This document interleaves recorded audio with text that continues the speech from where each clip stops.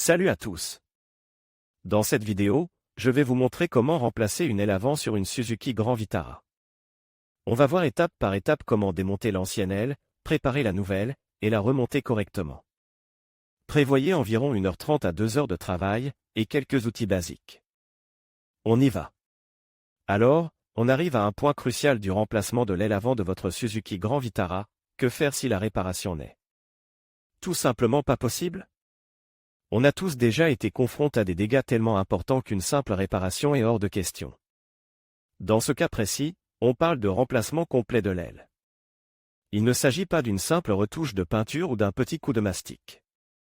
On parle de dommages importants, comme une déformation majeure de l'aile, des plis impossibles à redresser ou des fissures profondes, qui compromettent la structure même de la pisse. Imaginez une aile froissée comme un accordéon, ou une partie complètement arrachée. Dans ces situations, la sécurité est primordiale. Une aile endommagée peut affecter la tenue de route de votre véhicule, et en cas d'accident, elle ne jouera plus son rôle de protection. Donc, si vous êtes face à des dégâts aussi importants, le remplacement est la seule solution viable et responsable. Avant de vous lancer dans le remplacement, il est essentiel de bien évaluer l'étendue des dommages. Prenez votre temps, examinez attentivement l'aile, et n'hésitez pas à prendre des photos pour documenter l'état de la pisse. Cela vous aidera à mieux comprendre la tâche qui vous attend et à choisir la bonne pisse de rechange. N'oubliez pas que l'utilisation d'une pisse de mauvaise qualité ou mal installée peut avoir des conséquences graves sur la sécurité de votre véhicule. Il est donc crucial de choisir une aile neuve d'origine ou une pisse de rechange de qualité équivalente auprès d'un fournisseur de confiance. Une fois que vous avez votre nouvelle aile, vous pouvez commencer le processus de remplacement, en suivant les étapes détaillées dans les vidéos précédentes. Mais n'oubliez pas, si vous n'êtes pas à l'aise avec la mécanique automobile, il est toujours préférable de confier cette tâche à un professionnel. La sécurité routière est une priorité absolue, et il vaut mieux investir dans un travail professionnel que de prendre des risques inutiles. Le coût d'un remplacement professionnel peut sembler élevé, mais il est bien inférieur au coût potentiel d'un accident causé par une réparation mal faite. Alors, soyez prudent, prenez le temps de bien évaluer la situation, et n'hésitez pas à demander conseil à un expert si vous avez le moindre doute. Votre sécurité et celle des autres usagers de la route en dépendent. Salut tout le monde! On se retrouve aujourd'hui pour parler du remplacement d'une aile avant sur une Suzuki Grand Vitara. On va voir ensemble que moins cher ne veut pas dire meilleur, et qu'il y a des choses importantes à considérer avant de se lancer dans cette réparation. Alors, premièrement, parlons des pièges à éviter quand on cherche une aile avant de remplacement.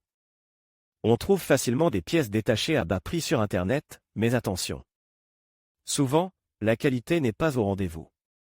Une aile de mauvaise qualité peut présenter des défauts d'ajustement, une peinture qui s'écaille rapidement, ou même une tôle trop fine qui se déforme facilement. Investir un peu plus dans une piste de meilleure qualité, provenant d'un fournisseur réputé, vous évitera bien des soucis à long terme. Pensez à vérifier les avis des autres acheteurs avant de commander quoi que ce soit. Regardez bien les photos, et n'hésitez pas à contacter le vendeur pour obtenir plus d'informations. N'oubliez pas que vous allez passer du temps à installer cette pisse, alors autant qu'elle soit de bonne qualité. Ensuite, passons aux outils nécessaires. Vous aurez besoin d'un jeu de clés, de tournevis, d'une clé à cliquet, et probablement d'un extracteur de rivets. Selon l'état de votre voiture, vous pourriez aussi avoir besoin d'un marteau, d'un maillet en caoutchouc, et de quelques autres outils. Pour redresser la tôle si nécessaire. Préparez aussi du ruban de masquage, du papier abrasif, de l'après et de la peinture pour la finition. Il est important d'avoir tout à portée de main avant de commencer, pour éviter les interruptions et les pertes de temps. Un bon éclairage est aussi essentiel pour un travail précis. Maintenant, parlons du démontage de l'ancienne aile. Commencez par débrancher la batterie pour des raisons de sécurité. Ensuite, il faut identifier tous les éléments à démonter, les fixations de l'aile sur la carrosserie, les clips, les vis, et les éventuels éléments de carrosserie adjacents qui pourraient gêner le démontage. Prenez des photos avant de commencer à démonter, ça vous aidera à vous souvenir de l'ordre de montage et de l'emplacement des différentes pièces. Soyez patient et méthodique, et n'hésitez pas à utiliser des outils adaptés pour éviter d'abîmer les pièces. Le démontage est une étape cruciale, car un démontage mal fait peut engendrer des problèmes lors du remontage. Le remontage de la nouvelle aile est l'étape suivante. Assurez-vous que la nouvelle aile s'ajuste parfaitement à la carrosserie. Si nécessaire, effectuez de légers ajustements pour garantir un alignement parfait. Utilisez des fixations neuves pour un meilleur maintien et une meilleure longévité. N'oubliez pas de vérifier l'alignement de l'aile par rapport aux autres éléments de la carrosserie avant de fixer définitivement toutes les pièces. Prenez votre temps et vérifiez plusieurs fois avant de serrer les fixations. Enfin, la finition. Une fois l'aile correctement installée, il est temps de la préparer pour la peinture. Nettoyez soigneusement la surface, appliquez de l'apprêt, puis plusieurs couches de peinture. N'oubliez pas de poncer entre les couches pour obtenir une finition lisse et uniforme.